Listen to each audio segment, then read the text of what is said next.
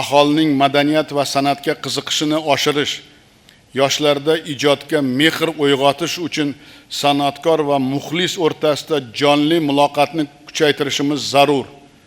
Har yili 500 ming o'qituvchi, shifokor, davlat xizmatchisi, faol o'quvchi va talabalarga, 100 ming ehtiyojmand oila va nogironligi bor bolalarga kinoga, teatrga va konsertga bepul voucher taqdim etiladi.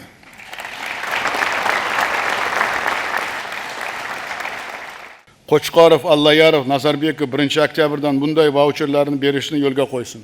Bundan tashqari, 1-yildan har bir tuman va mahallada konsert, tomosha o'tkazish xarajatini 20% gacha qismi byudjetdan qoplab beriladi. Shuningdek, konsert, tomosha, xususiy teatr, kinematografiya, bolalar kontenti faoliyati bilan shug'ullanuvchilar, madaniyat, san'at yo'nalishidagi xususiy ta'lim tashkilotlari qo'shilgan qiymat, foyda, aylanma, yer, mulk, daromad solig'idan ozod etiladi.